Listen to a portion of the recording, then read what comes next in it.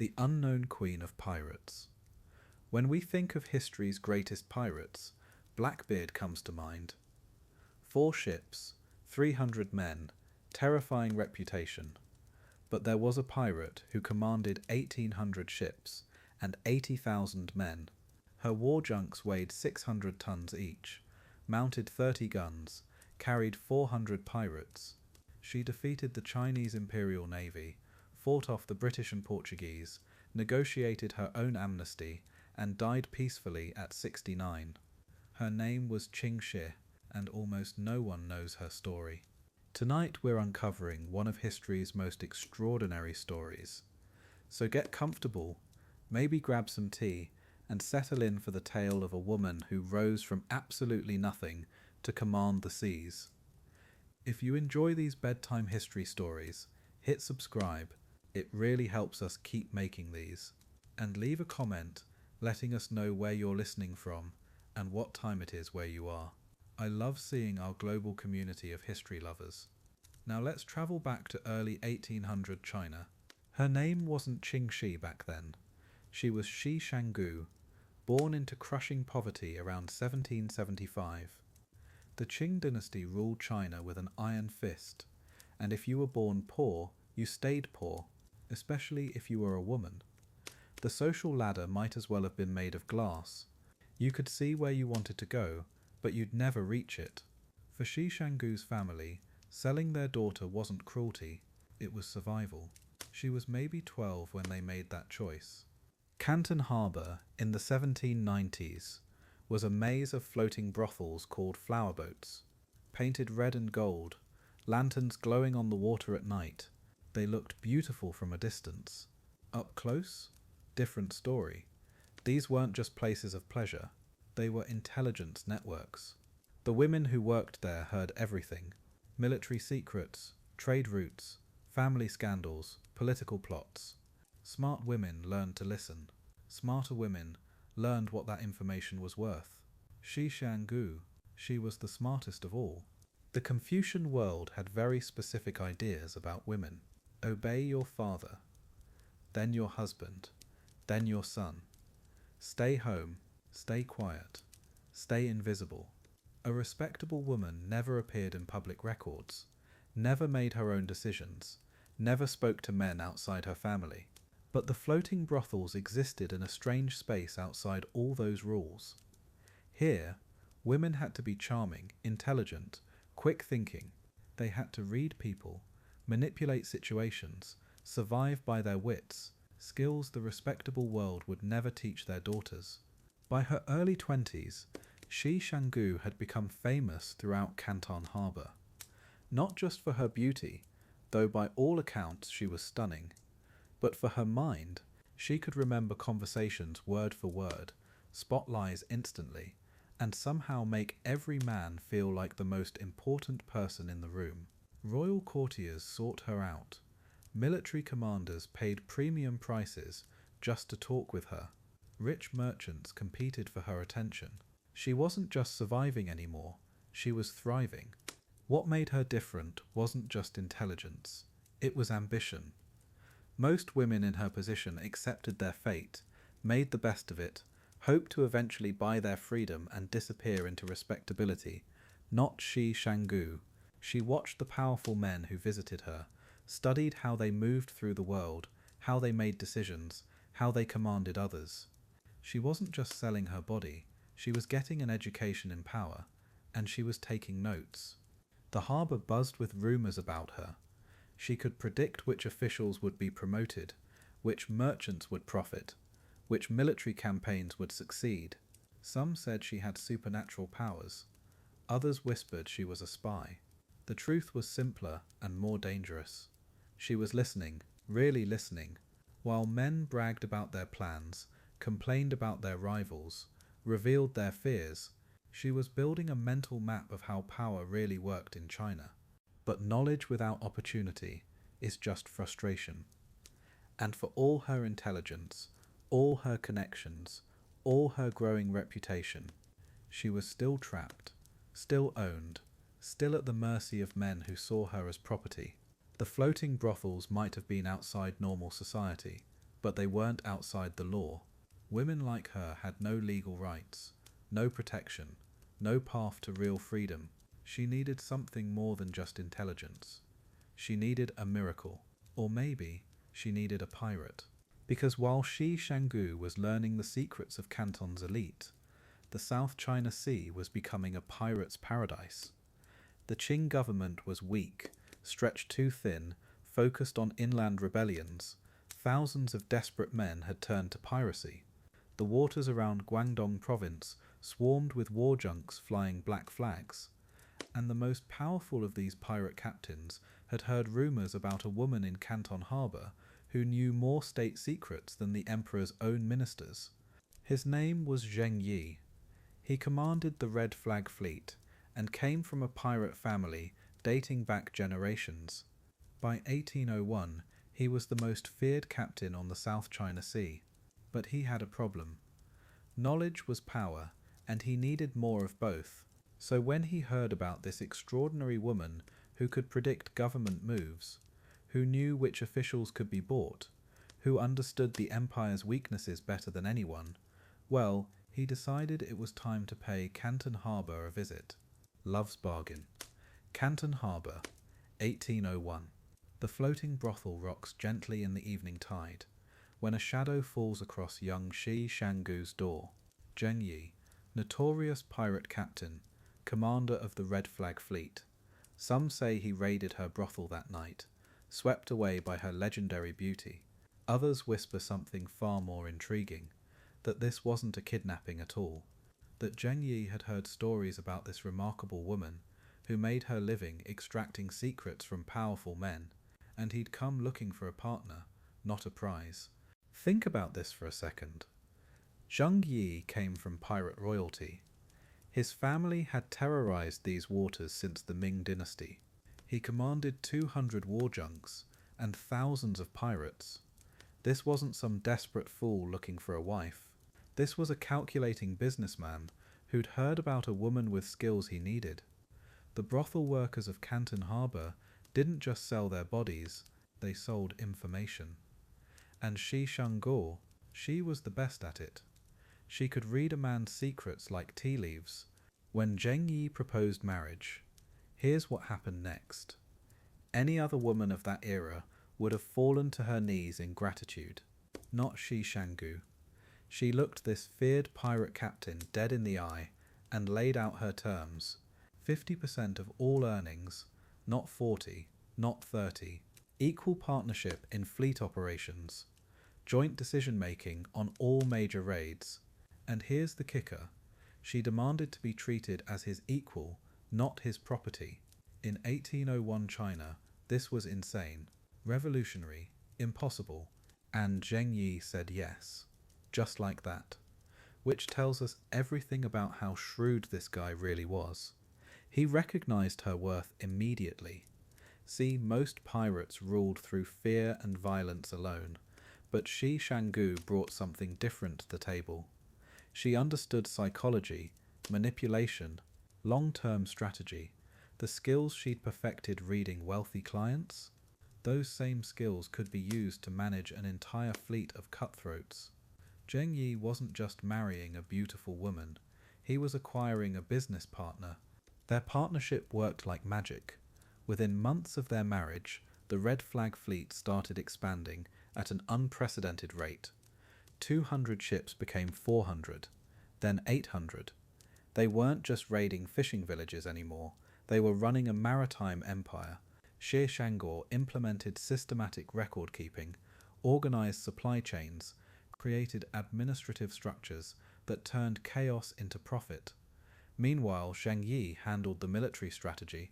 Together they transformed piracy from random violence into sophisticated organized crime. It was brilliant. By 1805, they'd done something no pirate had ever achieved. They united 6 major pirate gangs under one confederation, the Cantonese Pirate Coalition. Red Flag Fleet under Shi Shanggu and Zheng Yi. Black Flag Fleet, White Flag Fleet, Blue Flag Fleet, Yellow Flag Fleet, Green Flag Fleet. 1,700 ships total, 70,000 pirates. This wasn't just the largest pirate fleet in Chinese history, this was the largest pirate confederation in human history, and a former prostitute was co-commanding half of it. The Qing Dynasty watched this happen with growing horror. Imperial officials had dealt with pirates for centuries, but never anything like this. These weren't desperate criminals grabbing whatever they could find. This was a parallel government with its own laws, its own economy, its own military structure. Shi Shangguo and Zheng Yi controlled every major shipping route in the South China Sea. Merchants paid them taxes. Fishing villages negotiated protection deals. They were running their own country, and the emperor couldn't stop them. What makes Shi Shangguo's marriage negotiation even more remarkable is the context. In Confucian China, women were expected to obey 3 men during their lifetime, first their father, then their husband, then their eldest son. A woman demanding equal partnership? That was literally unthinkable. But she'd spent years studying power dynamics from the floating brothels. She understood that men would accept female authority if it was profitable enough. And she was right. Zheng Yi needed her skills more than he needed traditional gender roles. They had 2 biological sons together, plus an adopted son named Zhang Bao. A young man Zheng Yi had kidnapped from a fishing family back in 1798. Zhang Bao grew up watching this extraordinary power couple operate. He saw how Shi Shanggu commanded respect from hardened pirates, how she negotiated deals with imperial officials, how she balanced the books while planning military campaigns. This kid was getting a masterclass in leadership from the most powerful woman in China, and he was paying attention. Their relationship fascinates me because it challenges every stereotype about both pirates and marriages in imperial China. This wasn't romance, this was a strategic alliance between 2 brilliant minds.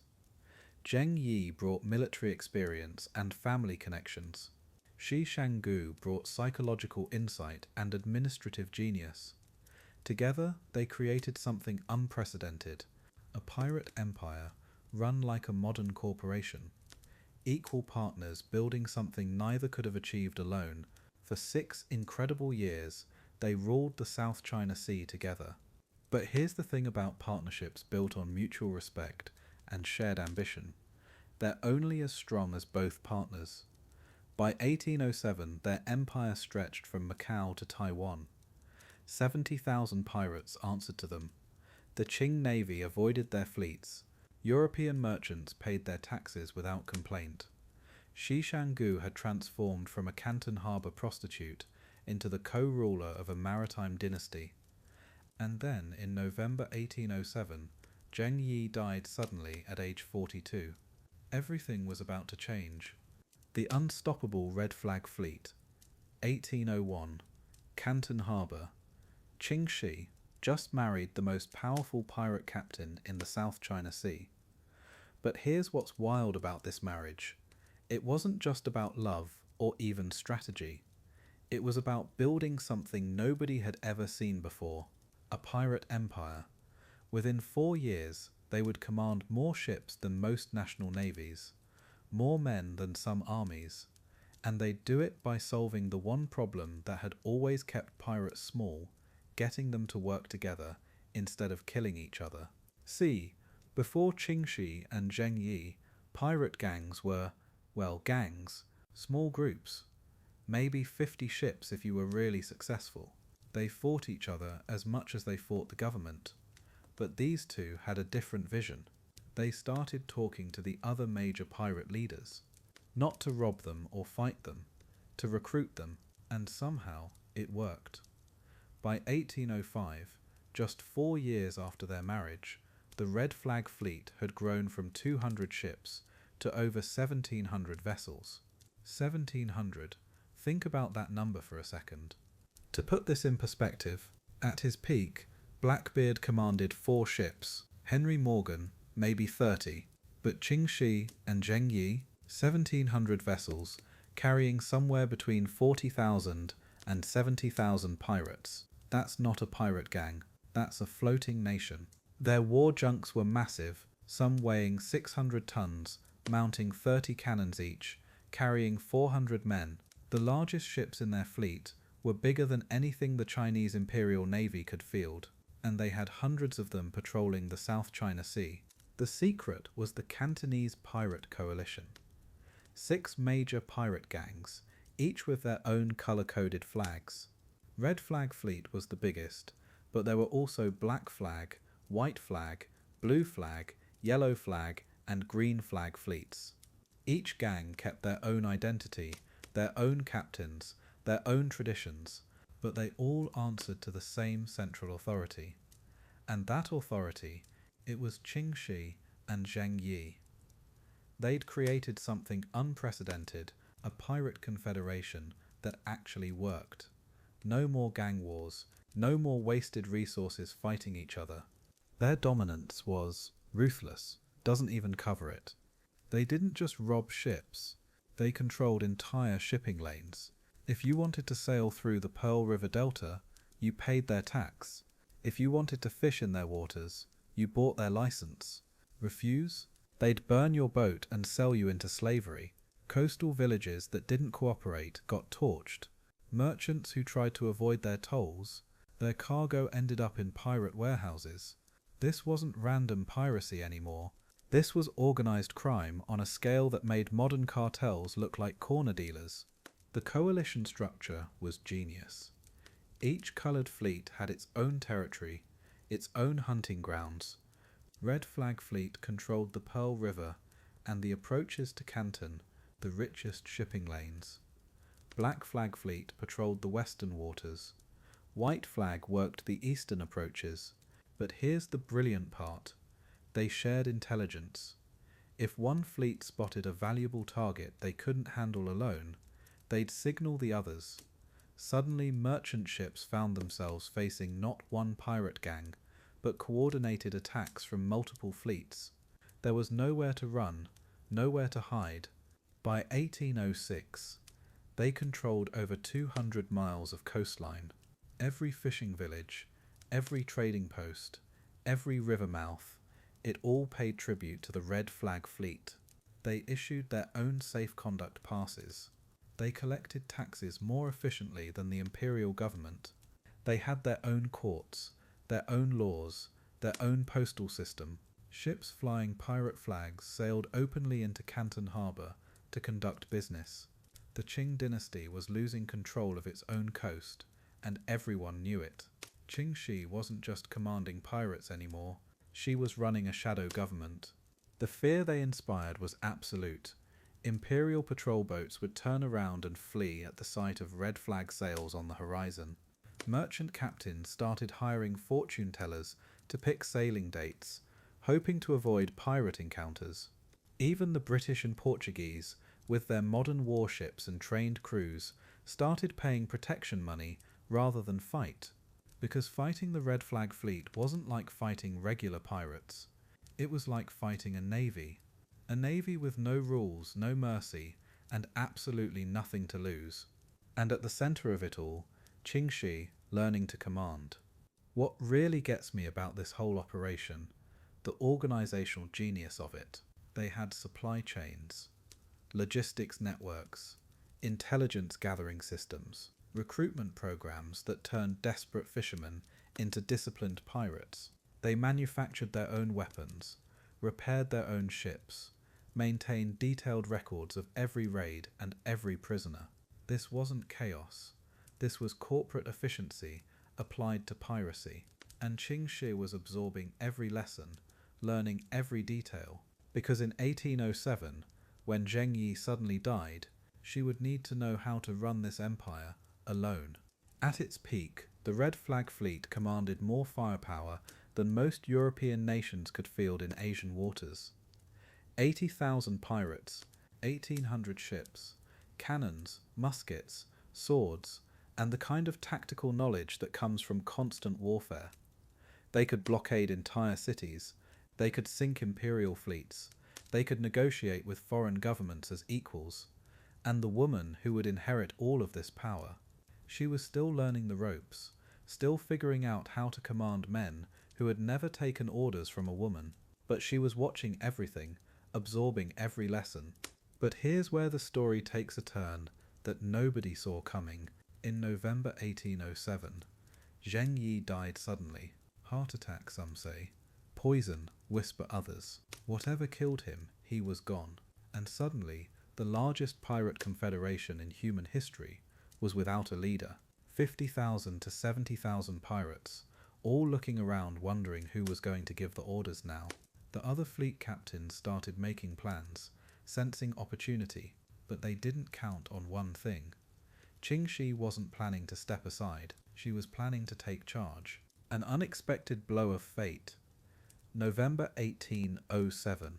Canton Harbour grows quiet. The impossible has happened. Zheng Yi is dead. 42 years old, 6 years of marriage, 6 years of building the largest pirate confederation in human history.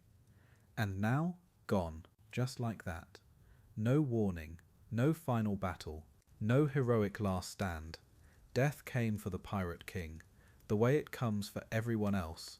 Quietly, suddenly, leaving behind a massive power vacuum and 50,000 pirates with no one to follow.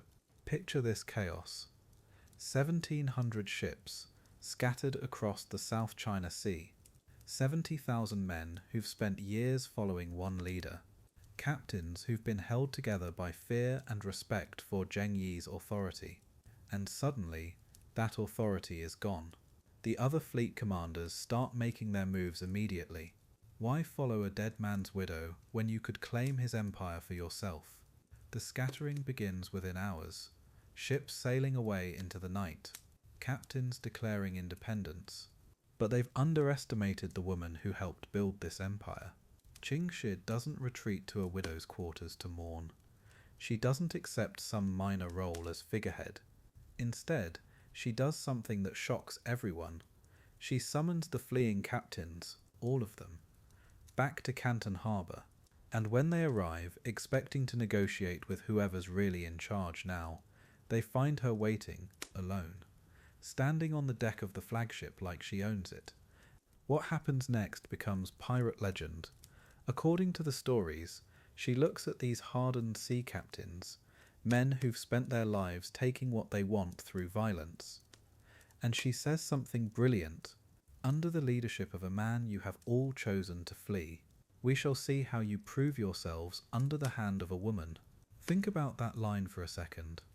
She's not begging them to stay, she's challenging their courage. This is where her years on the floating brothels pay off. She knows exactly how to read these men. She understands their pride, their fears, their ambitions. She knows that calling them cowards for fleeing from a dead man is more effective than any threat she could make. And she's calculated something else too. These captains have spent years getting rich under Zheng Yi's leadership. Walking away means giving up everything they've built. But words alone won't hold this confederation together. She needs something more concrete. Something that cements her authority beyond question. So she makes an announcement that changes everything. Within 2 weeks of Zheng Yi's death, she's going to marry Zhang Bao. Remember him? The young man they adopted. The one Zheng Yi kidnapped from a fishing family years earlier. Now 21 years old, fiercely loyal and completely devoted to her. Suddenly, she's not just a widow anymore. This marriage isn't about love. It's about power. By marrying Zhang Bao, she accomplishes several things at once. She creates a male figurehead for captains who might struggle following a woman directly. She secures the absolute loyalty of someone young and ambitious. And most importantly, she maintains control while appearing to follow traditional customs. The captains can tell themselves they're following Zhang Bao, but everyone knows who's really giving the orders. The consolidation happens fast. Within weeks, she's not just holding the confederation together, she's strengthening it. New rules, stricter discipline, more organized distribution of wealth. The pirates who stayed discover they're earning more money under her leadership than they ever did under her husband's. She's taking everything Zheng Yi taught her about leadership and improving on it. The woman who learned to manage difficult men in Canton's brothels is now managing the largest pirate fleet in history.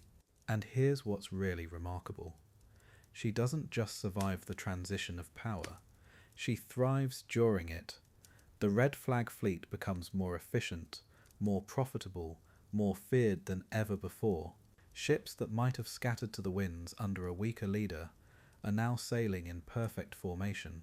The Chinese Imperial Navy, which might have hoped Ching Shih's death would weaken the pirates, instead discovers they're facing an even more formidable opponent. By the end of 1807, the transformation is complete. The woman who was sold into prostitution as a teenager now commands 1,800 ships and up to 80,000 pirates. She's turned a moment of potential collapse into an opportunity for expansion. The captains who thought about fleeing are now competing for her favour. The confederation that could have dissolved overnight is stronger than ever. She's not just Ching Shih's widow anymore, she's the pirate queen. Sometimes fate deals you a blow that should destroy everything you've built.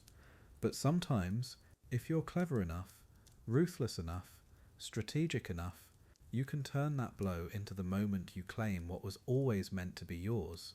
Ching Shih didn't just survive her husband's death. She used it to step out of his shadow and into her own light. The real adventure is just beginning, and 3 empires are about to learn what it means to face her fleet. Commandment of a pirate queen. Here's what gets me about Ching Shih. Most pirates were basically floating chaos. Drinking, fighting, 0 rules except might makes right. But when she took command of 80,000 pirates, she wrote a legal code more progressive than most governments. And the wildest part, her laws about women. In an era when rape was considered a normal part of warfare, when captured women were just property, Ching Shih made it punishable by death. Think about that. A pirate confederation with better women's rights than the Chinese Empire. The code she wrote wasn't just suggestions. These were laws backed by immediate execution. Steal from the common treasury. Dead. Disobey a direct order. Dead. Desert your post during battle. Dead. But here's where it gets fascinating. Rape any female captive and you die on the spot. No trial. No second chances. The punishment was beheading, carried out immediately. For a woman who'd spent years working in floating brothels, who knew exactly how powerless women could be, this wasn't just law, this was revolution. But wait, it gets more complex. A pirate could marry a captured woman, but only with her consent. And once married, he had to be faithful. Adultery meant punishment. He had to provide for her, protect her, treat her as a legitimate wife. Compare that to Chinese law at the time, where wives were basically property and concubines had 0 rights. Ching Shih's pirates were treating captive women better than the imperial court treated empresses. The woman who rose from nothing was rewriting the rules for everyone. Now contrast this with her other laws.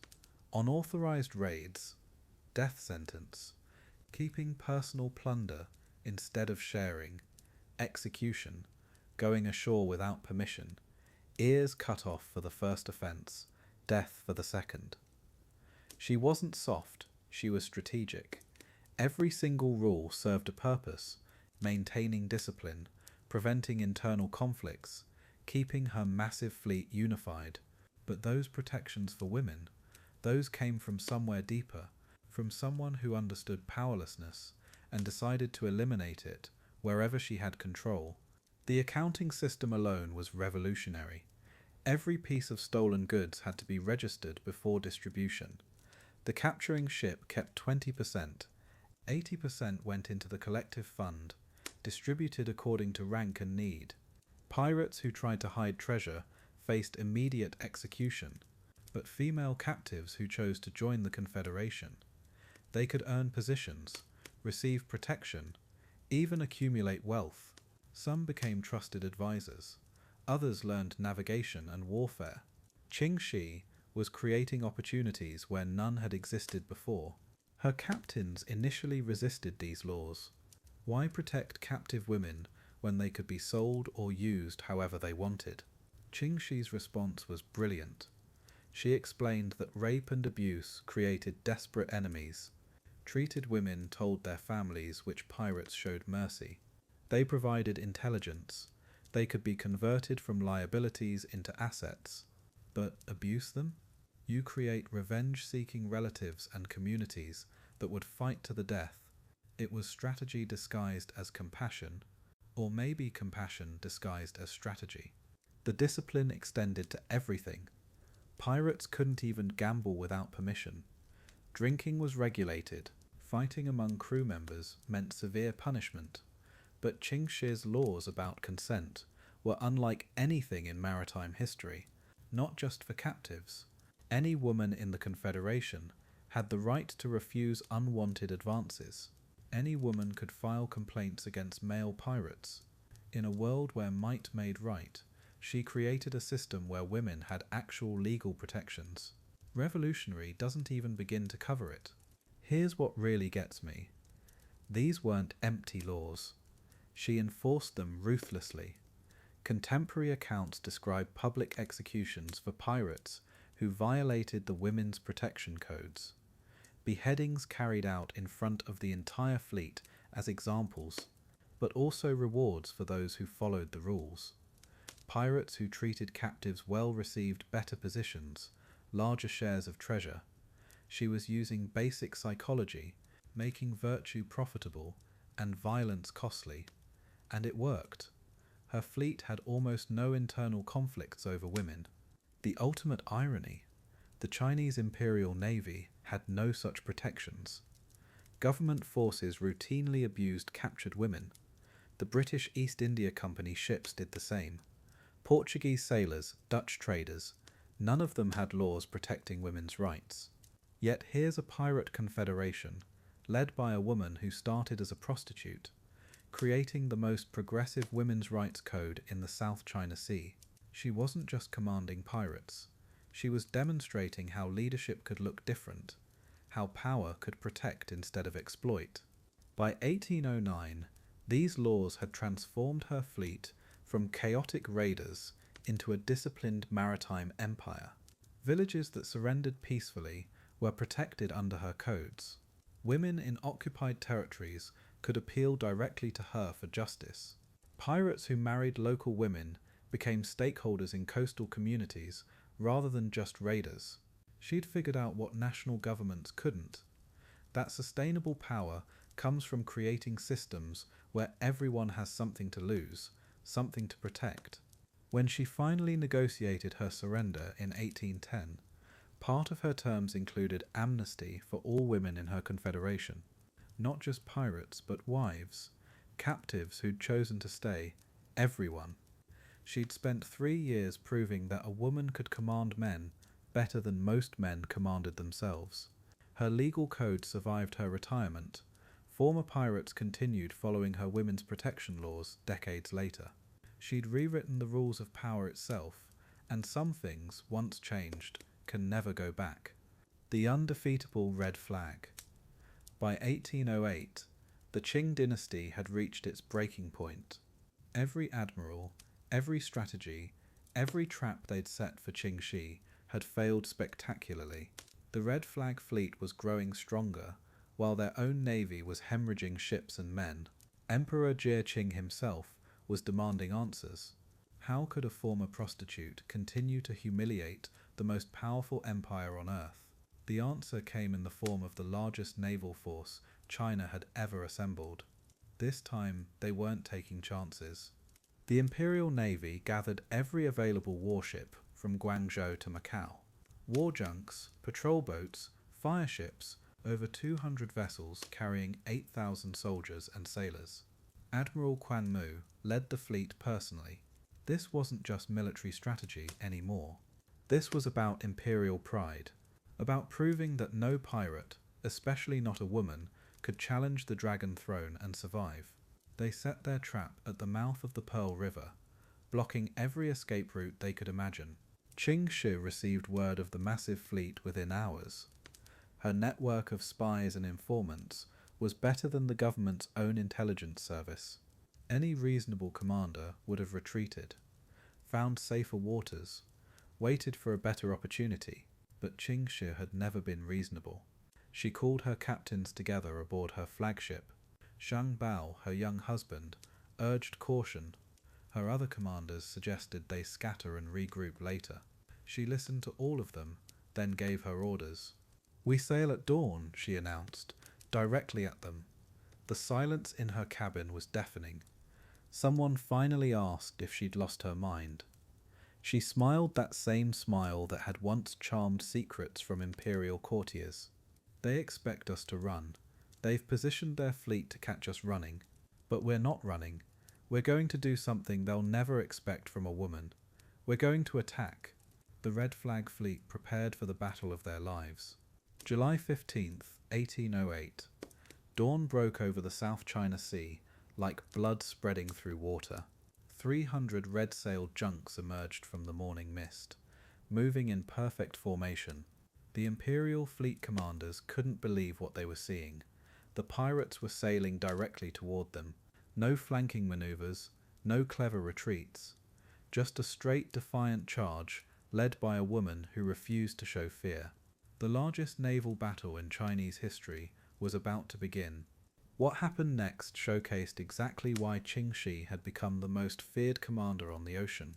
She'd studied every imperial naval manual, learned from every previous battle. While the government fleet spread out in traditional defensive formation, she kept her ships tight and concentrated. When the first imperial fireships launched, her captains were ready with grappling hooks and wet sails. Every move the government made, she had an answer. It was like watching chess played with cannons. By midday, the battle had turned into chaos. Smoke filled the air so thick that commanders couldn't see their own flags. Ships rammed each other in the confusion. But through it all, Ching Shih's voice could be heard shouting orders, coordinating attacks, turning what should have been disaster into devastating precision. She'd positioned herself on the tallest mast of her flagship, completely exposed to enemy fire, directing the battle like a conductor leading an orchestra of destruction. The turning point came when Ching Shih executed a maneuver that naval historians still study today.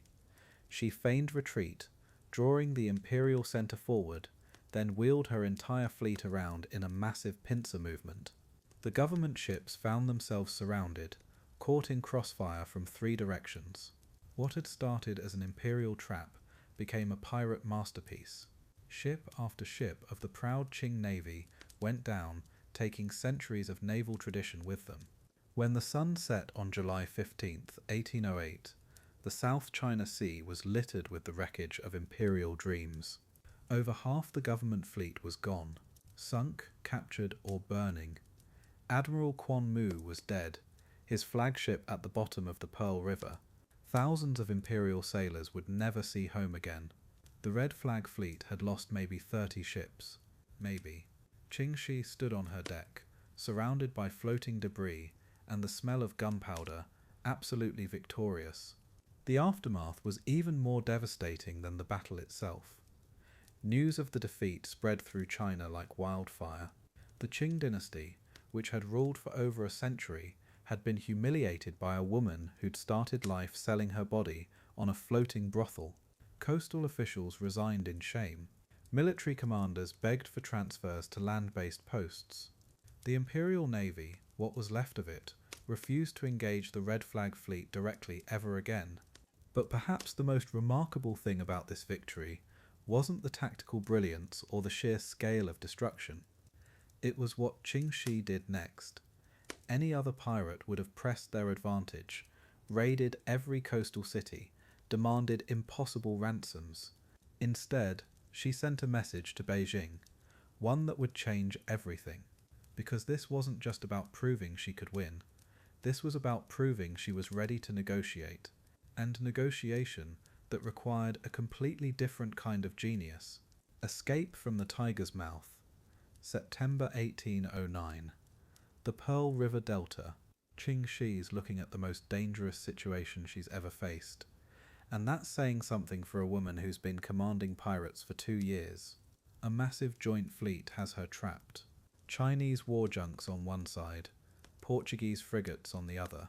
Her 1,800 ships packed into a narrow stretch of water like sardines in a tin.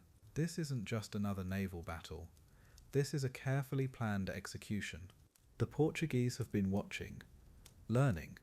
They've seen what happened to every Chinese fleet that tried to take on the Red Flag Confederation. Destroyed, humiliated. So they came up with a different plan. Don't fight Ching Shih in open water. Trap her, box her in, where her numbers don't matter, where her speed becomes useless. The Tiger's Mouth, a narrow passage between two rocky headlands where even the wind barely reaches. Picture this nightmare scenario. You're commanding the largest pirate fleet in history, and suddenly you're stuck in a bottleneck barely wide enough for 3 ships. Portuguese cannons covering the southern exit, Chinese war junks blocking the north, rocky cliffs on both sides rising straight out of deep water, no beaches to land on, no side channels to escape through. Your enemy doesn't even have to fight you, they just have to wait until you run out of food. Here's what gets me about Ching Shih's thinking. Any other commander would be panicking right now.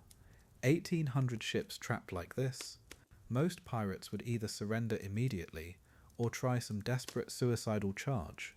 But she's walking the deck of her flagship, studying wind patterns, watching the tides, counting enemy positions.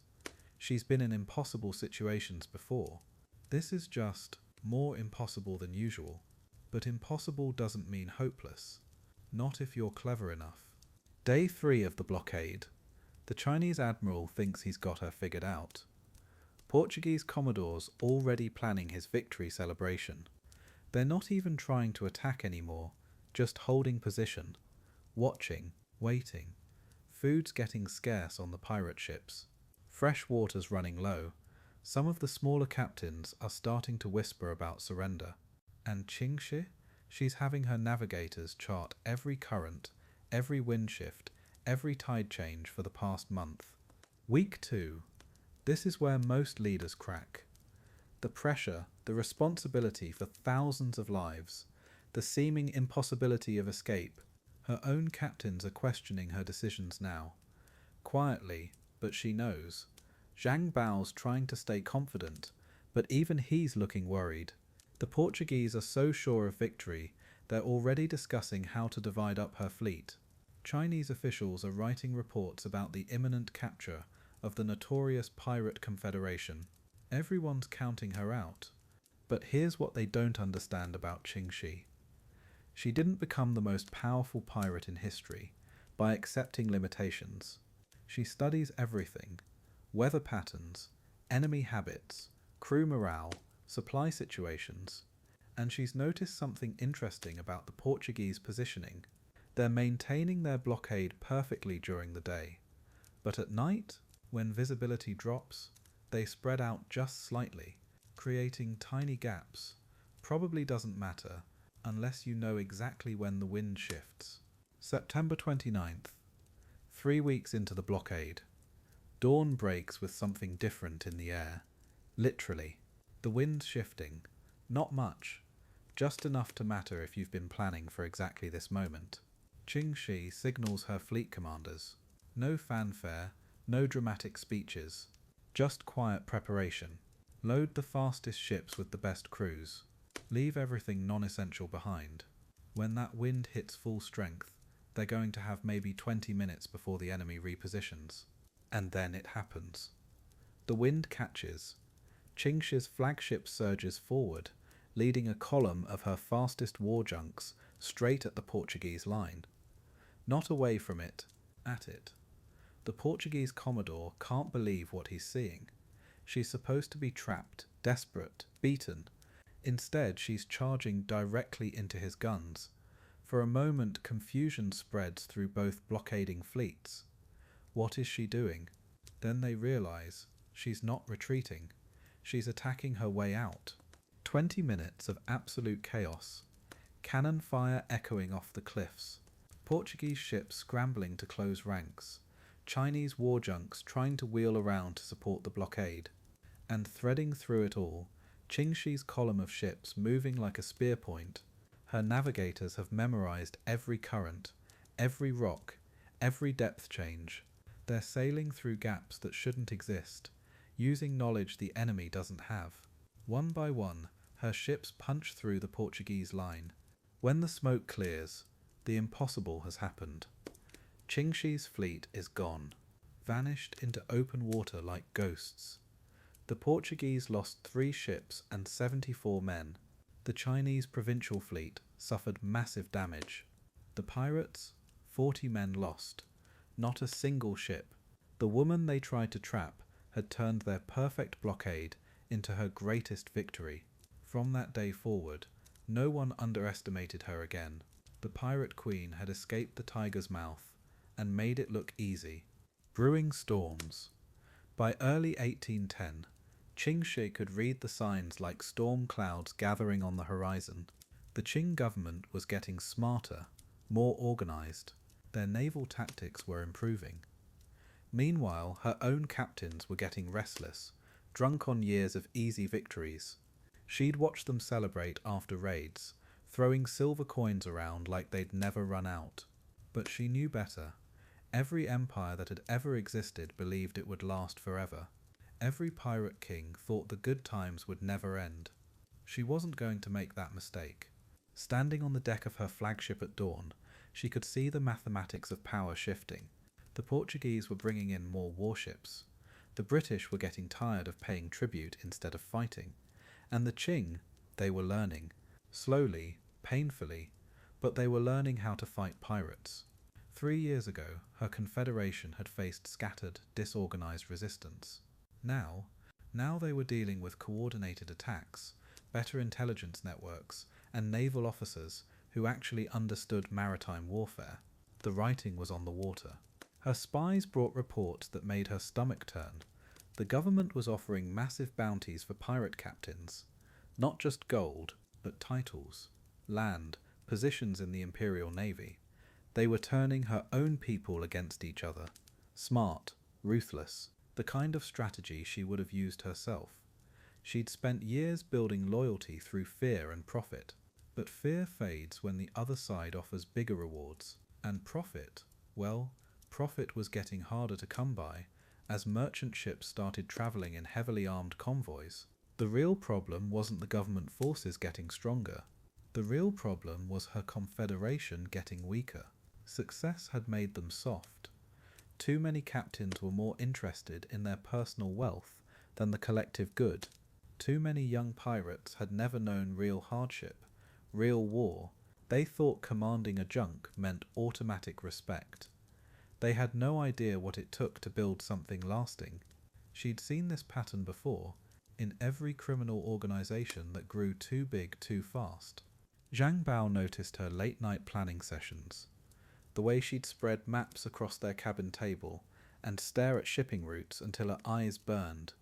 "You're thinking about something," he'd say, and she was. She was thinking about exit strategies, about negotiating positions, about how to walk away from this life before it destroyed her the way it had destroyed every other pirate leader in history. Because that's what they all had in common. They never knew when to stop. She started testing the waters quietly, sending messages through intermediaries to government officials. Not surrender offers, just conversations, feeling out what terms might be possible if someone hypothetically wanted to negotiate. The responses were interesting. They were scared enough of her to consider talking, but confident enough to make demands. That balance, that was the sweet spot she needed to find. Dangerous enough to command respect, but not so dangerous they'd rather fight to the death. Her captains didn't see what she saw. They looked at their 1,700 ships and 80,000 men, and felt invincible. But she looked at the same numbers and saw a liability. That many people meant that many mouths to feed, that many egos to manage, that many potential betrayers when the government bounties got high enough. A smaller, tighter organization could disappear into the islands and survive indefinitely. But this massive confederation, it was too big to hide and too visible to ignore. The smart play, and she'd always made smart plays, was to negotiate from a position of strength. Right now, today, she still commanded the respect of her captains and the fear of her enemies. But 6 months from now, a year, the government would be stronger, her forces would be more fractured, and the terms would be worse.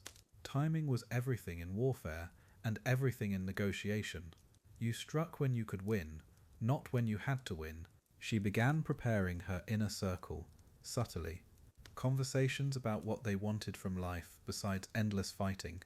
Discussions about legitimate businesses, about settling down, about using their accumulated wealth for something other than buying more weapons. She watched their faces carefully. Some were ready to hear it. Others would fight to the end and take as many people as possible with them. Those ones would need to be handled differently. The hardest part wasn't admitting that piracy was ending. The hardest part was admitting she'd been preparing for this moment since the day she took command. Every decision, every alliance, every strategic marriage, it had all been building toward the day when she'd have to choose between dying as a legend and living as a survivor. Most pirates chose the legend, but she'd never been most pirates. She'd always been smarter, more calculating, more willing to sacrifice pride for profit. By the end of 1810, she'd made her choice. Not surrender, negotiation, not defeat, transformation. She would turn the most powerful pirate confederation in history into the most successful retirement plan in history. Her enemies thought they were forcing her into a corner, but she was walking into the corner voluntarily with a plan to walk back out as something else entirely. The storm was coming, but she'd weathered storms before, and she'd always emerged stronger on the other side. A pirate's retirement.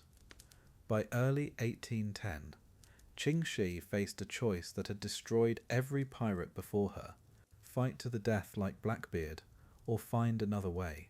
The Qing Dynasty was throwing everything they had at her fleet. European powers were circling. Her own captains were getting restless after years of constant warfare. But here's what made her different from every other pirate in history. She knew when to walk away, and she was about to negotiate the most audacious surrender deal anyone had ever seen. Think about it. She commanded 1,800 ships and up to 80,000 pirates. She'd defeated the Chinese Imperial Navy multiple times. She controlled the Pearl River and most of the South China Sea. Walking away meant giving up the most powerful position any pirate had ever held. But Ching Shih wasn't driven by ego or bloodlust. She was a businesswoman, and she could see the math changing. The question wasn't whether she could keep winning battles, it was whether she could win the war. So in February 1810, she did something unthinkable. She reached out to the Qing government through intermediaries, not to surrender unconditionally like defeated enemies usually did, but to negotiate as equals. The government officials probably laughed when they first heard her terms.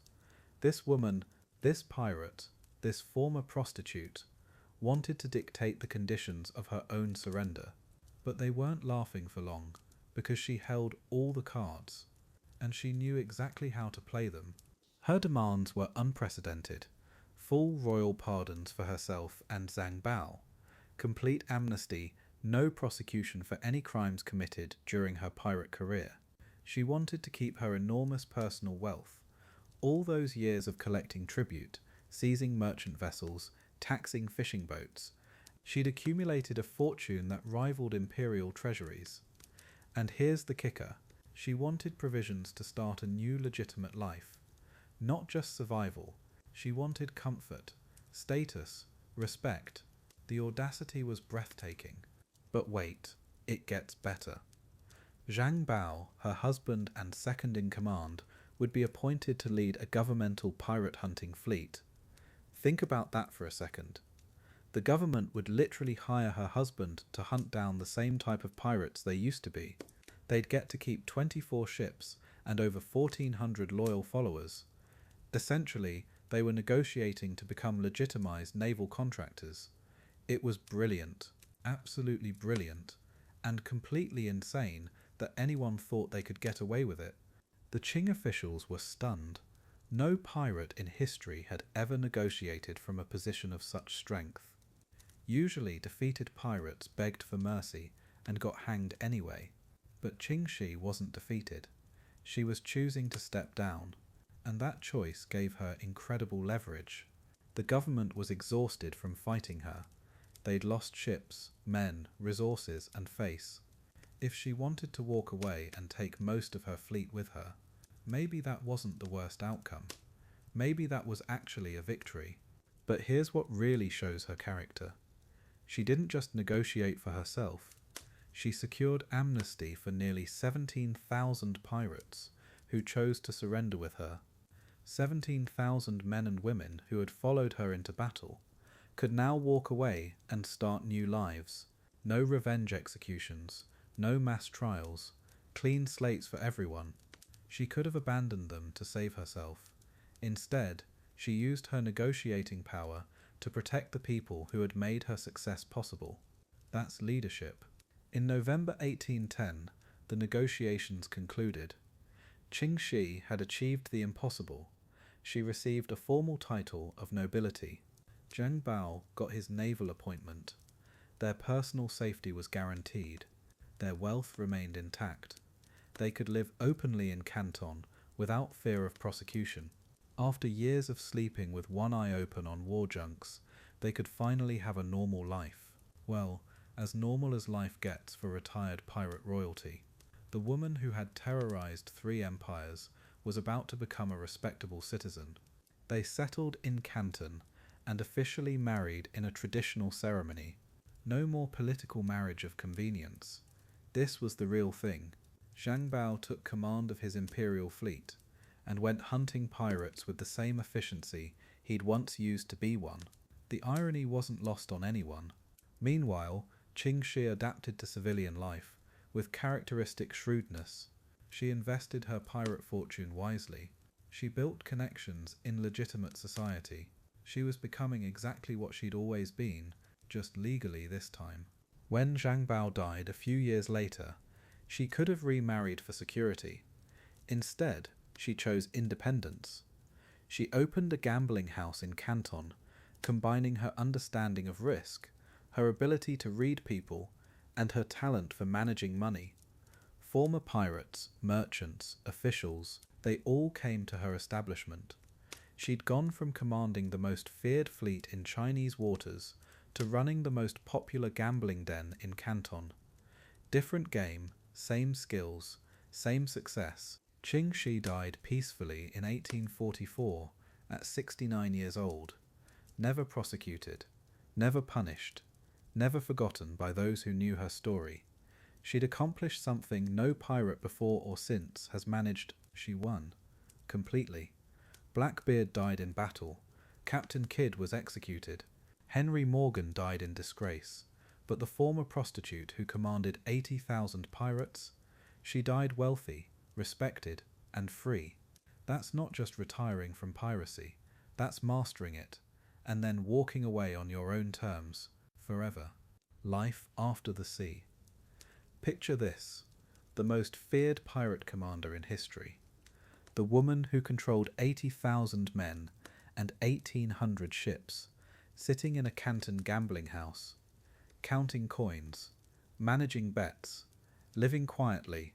It's 1810, and Ching Shih has done something no pirate before her ever managed.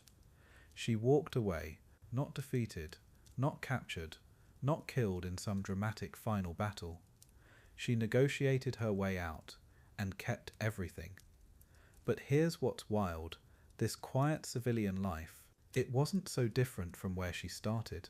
The surrender negotiations took months. Other pirates fought until they were destroyed. Not Ching Shih.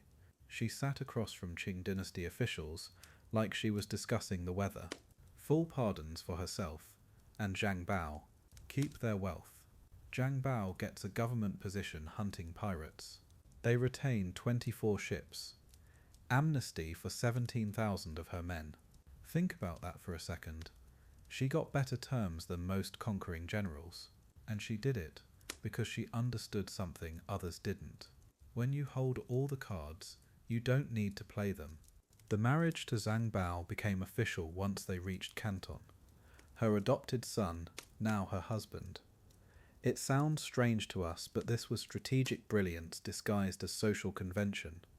Zhang Bao commanded fierce loyalty from the younger pirates. By marrying him, she secured that loyalty permanently, while giving their relationship the respectability Chinese society demanded. Same woman who negotiated with Zhang Yi as an equal partner, now using marriage as a business tool again. Some things never change. Power recognizes power, no matter what form it takes. Canton welcomed them back with nervous respect. Here's a woman who could have burned their city to the ground, now setting up house like any other wealthy merchant family. They bought property near the harbour. Zhang Bao took his government position seriously, leading fleets against the very pirates they once commanded. And Ching Shih, she started planning her next venture. Because retiring didn't mean stopping, it just meant changing the game. The skills that made her the greatest pirate in history, those don't just disappear when you step onto dry land.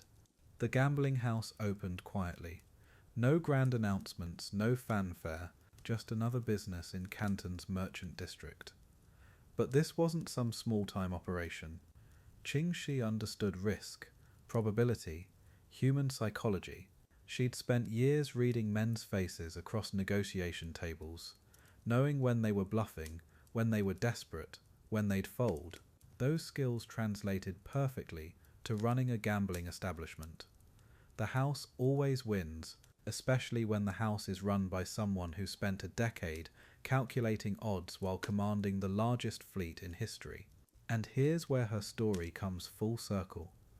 The floating brothels of her youth, the gambling house of her later years, both places where information flowed like wine, both places where she learnt to read the powerful men who came to play. As a young woman, she extracted secrets through charm and wit. As a retired pirate, she extracted their money through careful calculation. Different games, same skills. She could still spot a liar, still knew when someone was hiding something, still understood exactly how much pressure to apply, and when. Government officials, wealthy merchants, ship captains, they all found their way to her tables. Some knew who she was, others just saw another well-dressed proprietor. But she knew them all, watched their tells, memorized their weaknesses, filed away every useful detail. The woman who once commanded through fear, now commanded through information and psychology. Much cleaner, much quieter, but no less effective. Power doesn't always announce itself with cannons. Sometimes it whispers from behind a fan of playing cards, calculating odds, while others gamble their fortunes away. Her leadership style adapted perfectly to civilian life. No more executions for disobedience, but she still ran a tight operation. Every employee knew their role. Every transaction was recorded. Every customer was assessed for risk. The same organizational skills that kept 80,000 pirates in line now managed a gambling house staff of maybe 20 people. Seems like overkill, until you realize, when you've commanded that many men successfully, managing anything smaller is basically cruise control. She was overqualified for civilian life, and it showed. The irony wasn't lost on anyone who knew the real story. The most feared pirate in history, now living the quiet life of a respectable businesswoman, walking the same Canton streets where Qing officials had once put bounties on her head, shopping in markets where merchants had once prayed their ships wouldn't encounter her flag, and they treated her with polite deference, like any other wealthy widow, because that's what she'd become, officially. Just another successful entrepreneur who happened to have an interesting past that nobody talked about too loudly. Zhang Bao died young, leaving her a widow for the second time. But Ching Shih had learned long ago not to depend entirely on any man for her security. The gambling house thrived. Her investments grew. She aged gracefully, surrounded by the quiet luxury her younger self could never have imagined. No more war councils, no more battle plans, no more life and death decisions made from the deck of a flagship. Just the gentle click of coins, the whisper of cards, and the satisfied knowledge that she'd won everything and walked away clean. She died in 1844 at 69, peacefully in her own bed, surrounded by comfort and security. The last laugh of a woman who'd started with nothing, commanded everything, and chosen exactly how her story would end. From floating brothel to pirate flagship to respectable gambling house, each chapter of her life built on the skills of the last. She'd mastered every game she'd ever played, and when the final hand was dealt, she was holding all the cards. History's greatest pirate, who decided being a quiet civilian was the ultimate victory. Legends never die. Canton, 1844. The woman who once commanded 80,000 pirates is dying peacefully in her bed. No cannonballs, no sword fights, no dramatic last stand, just old age claiming the most successful pirate in human history. She's 69. She runs a gambling house now, has for 20 years. The terror of the South China Sea, counting coins and settling disputes over card games. But here's what gets me about this ending. She chose it. Think about her daily life in those final decades. Wake up, check the books from last night's gambling, maybe visit the markets, handle some business disputes. Completely ordinary, completely boring, and she earned every single peaceful day. No government hunting her, no rival pirates seeking revenge, no enemies circling. She'd negotiated her way out of the pirate life so completely that she died respected. A businesswoman, a widow, a grandmother probably, just another Canton resident. When she dies in 1844, there's no massive funeral, no crowds weeping for the great pirate queen, just normal death. Family grieving, some gambling house regulars probably wondering who'll run the place now. And that's exactly what she wanted. She'd spent her entire career being larger than life, commanding headlines, striking terror into imperial hearts. By the end, she just wanted to be human-sized again. Mission accomplished. But let's pause on this contrast for a second. Same woman, sold into prostitution as a teenager, married a pirate captain, seized control of the largest naval force in human history, defeated 3 empires, then opened a gambling house and lived quietly for 25 years. From flower boat to war junk to counting house, most people can barely handle one career change. She redefined herself completely, 3 times, and succeeded at all of them. So why doesn't anyone know her name? Here's my theory. She broke too many rules for history to handle comfortably. Female pirates are supposed to be tragic figures, captured, abused, eventually rescued or killed, not successful businesswomen who retire wealthy. She doesn't fit the narrative. Pirates are supposed to die young and violently. She died old and content. That's not how these stories are supposed to end. So history forgot. Meanwhile, we remember Blackbeard. 4 ships, 300 men, dead at 38 with his head hanging from a British warship. That's a proper pirate story. Tragic, violent, masculine, easy to understand. But a woman who commanded 1,800 ships, negotiated her own amnesty, and died peacefully in bed. That's complicated. That suggests maybe women have always been capable of extraordinary things, and history isn't always ready for that conversation. Let's be clear about what she actually accomplished.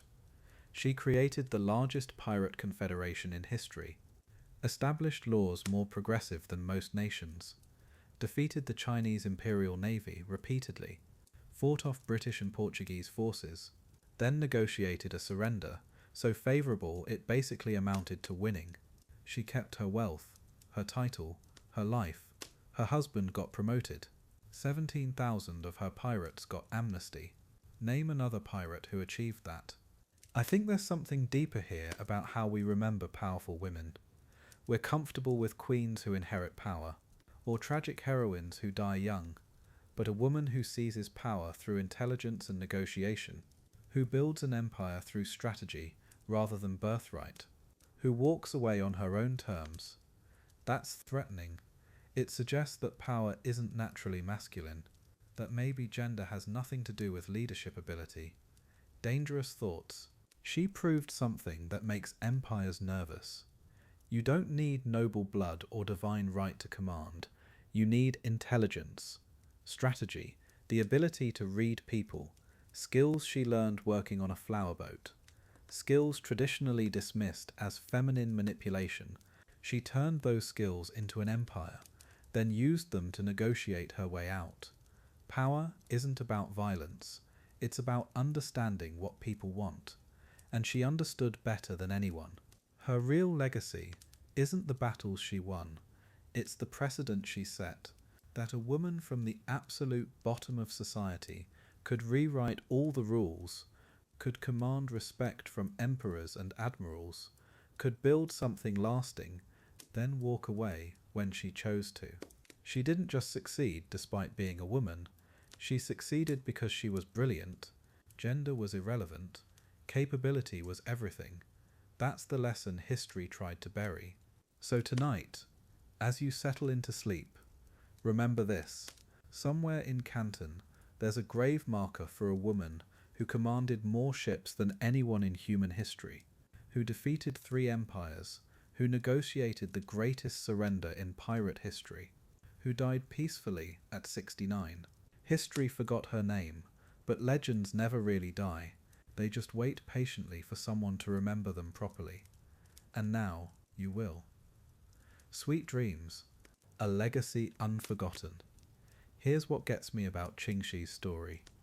She commanded 80,000 pirates, defeated 3 empires, and negotiated the most favourable surrender in pirate history. Then she just disappeared from the history books. For over a century, she was barely a footnote, but something's changed. Hollywood's making movies about her. Video games feature her as a boss character. Feminist scholars write entire dissertations about her leadership style. Young women discover her story and feel something shift inside them. The question is, why now? What is it about this particular moment that's bringing her back? Think about it. Blackbeard gets romanticized in every pirate movie ever made. Captain Kidd has his own Wikipedia page that goes on forever. But the most successful pirate commander in human history? She was erased. Not by accident, by design. Traditional Chinese histories barely mention her. Western accounts from her era describe her as Zheng Yi's widow, not as the woman who built the largest naval force in the world. Even when historians did write about her, they focused on her beauty, her marriages, her role as a mother, never her strategic genius, never her revolutionary legal code, never the fact that she negotiated circles around 3 different empires. The first real academic book about her didn't appear until 1987. Diane Murray's Pirates of the South China Coast finally gave her story the serious treatment it deserved. But even then, it took another decade before her name started showing up in popular culture. The 2007 movie Pirates of the Caribbean featured Mistress Ching, clearly inspired by her. Assassin's Creed Black Flag made her a legendary ship captain you could encounter. Netflix's Marco Polo included her as a character. Suddenly, this woman who had been forgotten for 2 centuries was everywhere. Gaming forums debated her tactics.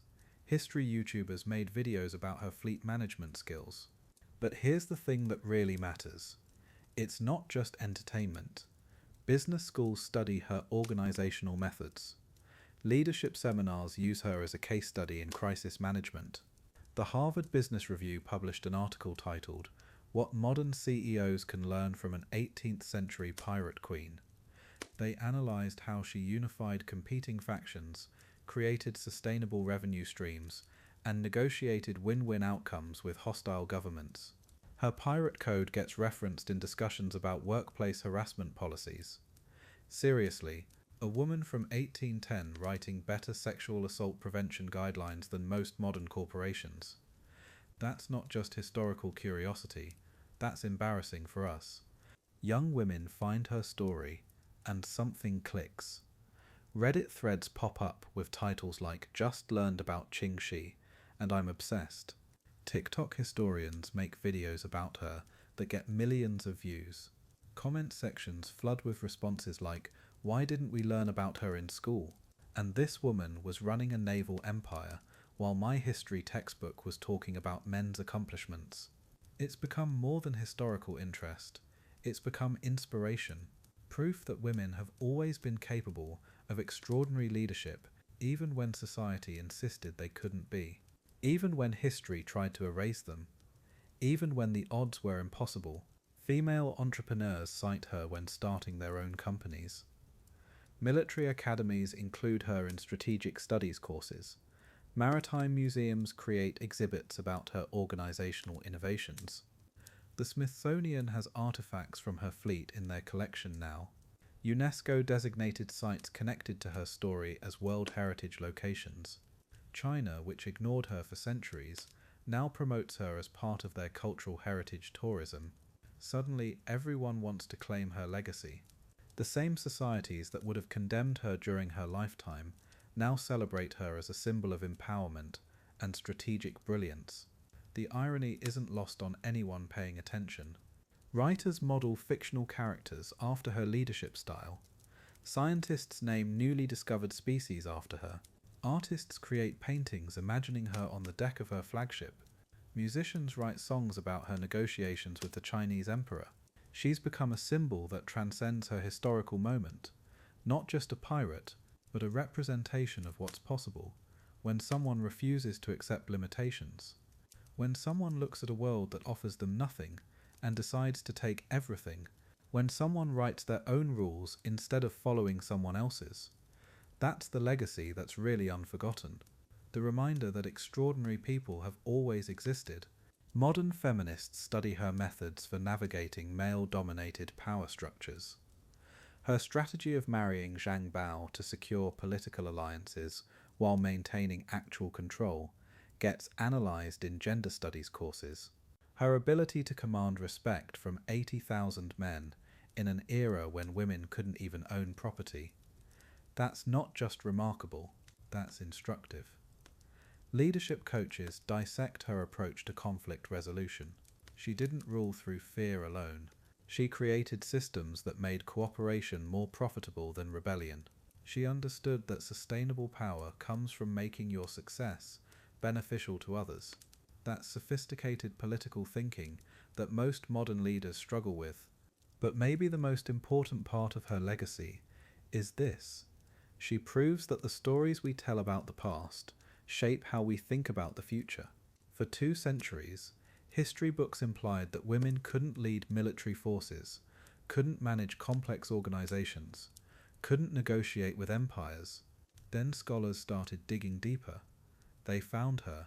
They found Anne Bonny and Mary Read. They found Queen Ninzinger and Tomo Gozan. Suddenly the narrative changed. Not because women became capable of leadership, but because we finally started looking for the women who had always been leaders. Ching Shih wasn't an anomaly. She was just forgotten. Today, when young girls hear her story, they don't just see a pirate queen from long ago. They see possibility. They see someone who refused to let society define her limitations. Someone who turned disadvantages into advantages. Someone who commanded respect in a world that insisted she was powerless. Her legacy lives in every woman who negotiates her own terms, who builds something extraordinary from nothing, who walks away on her own schedule with everything she earned. That's not just historical inspiration. That's proof that the future doesn't have to look like the past. That's proof that forgotten doesn't mean gone forever. So as you drift off to sleep tonight, remember this. Somewhere in the South China Sea, a woman once commanded a fleet larger than most national navies. She wrote laws more progressive than her era deserved. She negotiated peace on her own terms and lived to enjoy it. History tried to forget her name, but stories this extraordinary have a way of surfacing again. Her legacy isn't just in the books being written about her now, or the movies being made, or the young women finding inspiration in her story. Her legacy is the reminder that remarkable people have always existed. We just have to choose to remember them. Red flag rising. By 1803, something unprecedented was happening in the South China Sea. 2 years into their marriage, Zheng Yi and Shi Shanggu had turned piracy into an art form, where other captains grabbed what they could and ran. These two were thinking bigger, way bigger. They weren't just raiding, they were building an empire, and the established powers, they had no idea what was coming, because what started as 200 ragged ships was about to become the most feared naval force in Chinese waters. Here's what made them different. Most pirate leaders ruled through fear and brutality. Zheng Yi and Shanggu. They used psychology. She'd read men like open books for years on those flower boats. He understood the old pirate codes, the traditions that bound crews together. Together, they created something new. They didn't just command respect, they earned it. Crews started defecting from other fleets, just to serve under them. Word was spreading through every harbour from Canton to Macau. Their expansion strategy was brilliant in its simplicity. Instead of fighting every rival captain, they offered them a choice. Join the Red Flag Fleet and keep your crew, your ship, your dignity. Refuse. Well, that's when things got messy. But here's the genius part. Most chose to join, because Zheng Yi and Shanggu offered something no other pirate leader could: stability, regular pay, a future that didn't end with a noose or a watery grave. Smart captains recognized opportunity when they saw it. By 1804, they controlled over 800 vessels. Think about that scale for a second. The entire British Royal Navy at the time had roughly 600 ships, and they were supposed to patrol the world's oceans. Meanwhile, these two were commanding 800 war junks in a single region. The Qing government was starting to panic. Their coastal patrols were being overwhelmed. Merchant ships were changing routes entirely. The Red Flag Fleet had become a force of nature. What's fascinating is how they divided responsibilities. Zheng Yi handled the traditional pirate business, naval tactics, crew discipline, the actual fighting. But Shanggu, she was running intelligence operations that would make modern spy agencies jealous. Her network of informants stretched from brothels to government offices. She knew which merchants carried what cargo, which officials could be bought, which routes were least defended. Information was power, and she collected both like treasure. Their first major alliance almost didn't happen. The Black Flag Fleet, led by a captain named Guo Podai, controlled the Pearl River approaches.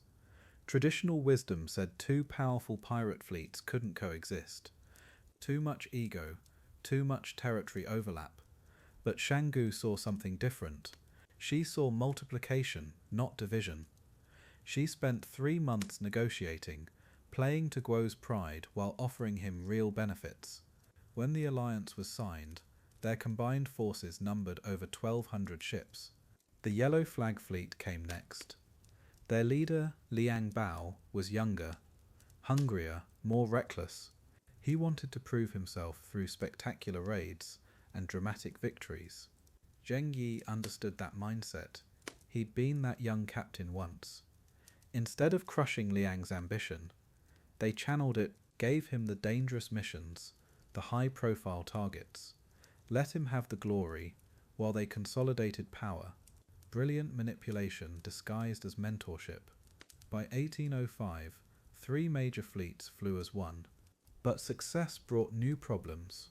Feeding 40,000 pirates requires serious logistics. They needed bases, supply lines, repair facilities. More importantly, they needed legitimacy. This is where Shanggu's genius really showed. She started negotiating protection agreements with coastal villages. Not just pay us or we'll burn you down, actual contracts. The pirates would protect local fishing fleets from rival gangs, ensure safe passage for approved merchants.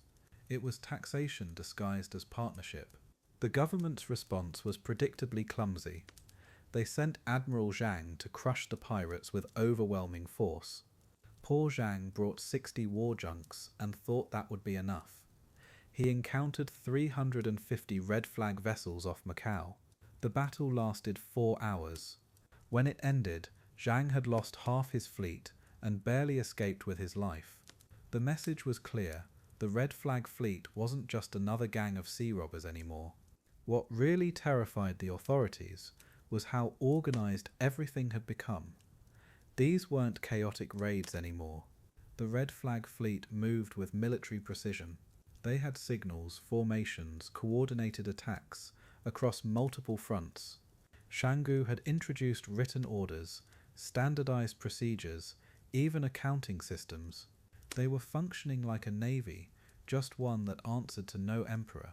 European merchants started factoring pirate tolls into their shipping costs, like any other business expense. By late 1806, the impossible had happened.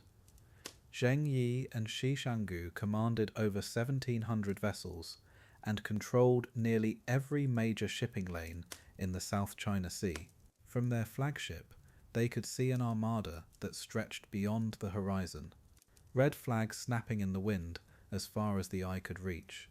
They'd built something unprecedented, a pirate confederation that functioned like a nation. But empires are fragile things, and fate was already sharpening its blade. Unified under one flag. November 1807. Zheng Yi is dead at 42. 6 years of marriage, 6 years of building the largest pirate confederation in history. And now? Chaos? 50,000 pirates scattered across the South China Sea. No clear successor. Captains already eyeing each other's fleets. The Red Flag Fleet that once struck terror into the Qing Navy is fracturing. Ships are deserting, alliances are crumbling, and somewhere in Canton Harbour, Ching Shih is watching her world collapse. But here's what those fleeing captains didn't understand. She wasn't panicking, she was planning. Think about what she's facing here. These aren't merchants or fishermen. These are hardened pirates who've spent their lives taking orders from no one but Zheng Yi. They've pillaged together, fought the Imperial Navy together, shared treasure together, and now their leader is gone. Why would they follow his widow, a woman, in 1807 China? The other fleet commanders are already making moves. The Black Flag Fleet, the White Flag Fleet, they're all positioning themselves to grab pieces of what Zheng Yi built. Time is running out. Every hour she waits, another ship sails away forever. But Ching Shih doesn't wait. Within days of the funeral, she's already moving. She calls an emergency meeting of all the major captains. Not a request, a summons. And this is where her years on the flower boats pay off. She knows how to read men. She knows which captains are loyal, which ones are opportunists, which ones are scared. She's been watching them, studying them, learning their weaknesses for years. While they saw her as Zheng Yi's pretty wife, she was cataloguing every grudge, every ambition, every fear they carried. Now she's ready to use all of it. The meeting happens on Zheng Yi's flagship. Imagine the scene. Dozens of pirate captains crowded into the main cabin, all armed, all suspicious. These men have killed for less than what's at stake here. And in walks this woman, barely 5 feet tall, demanding their allegiance. The tension must have been suffocating. But Ching Shih doesn't flinch. She doesn't plead or negotiate. Instead, she does something brilliant. She doesn't ask them to follow her, because she was Zheng Yi's wife. She asks them to follow her, because she's better than he was. Bold move, right?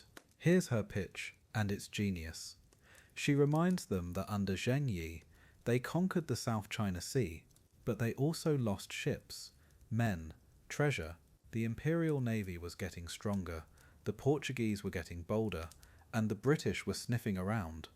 What they needed wasn't another Zheng Yi, they needed something different. Someone who understood diplomacy as well as warfare, someone who could think beyond the next raid, someone who could turn their confederation from a loose alliance of thugs into something resembling an actual government. She's selling them on evolution, not tradition. Then she drops the bombshell. She announces her engagement to Zhang Bao, Zheng Yi's adopted son.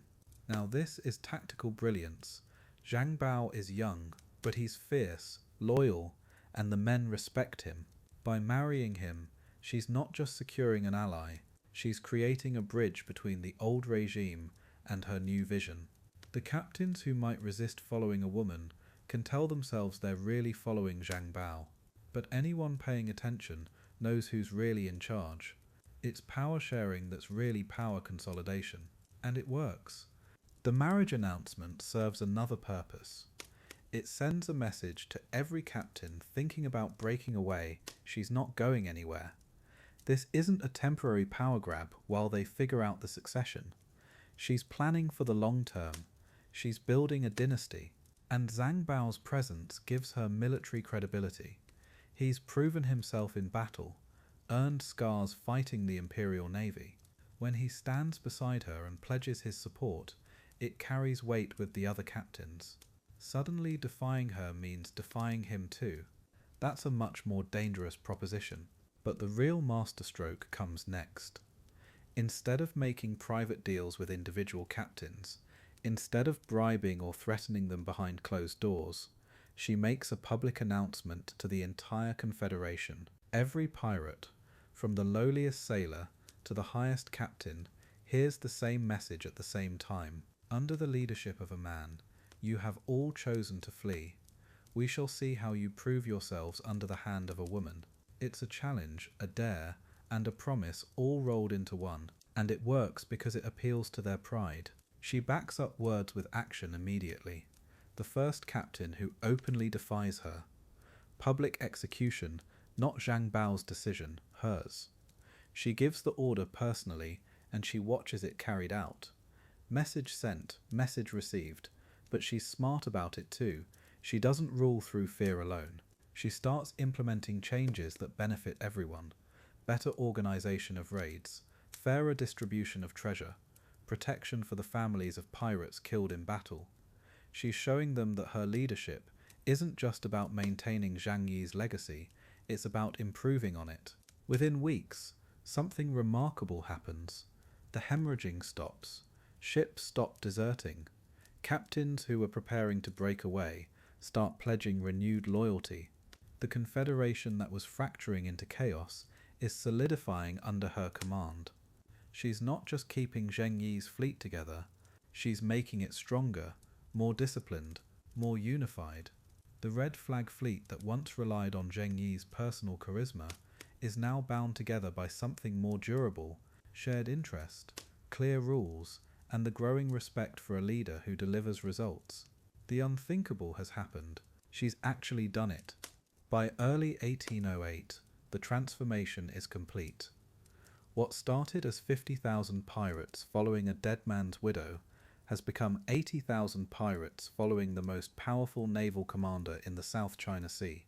Ships that flew different flags now sail in coordinated formations.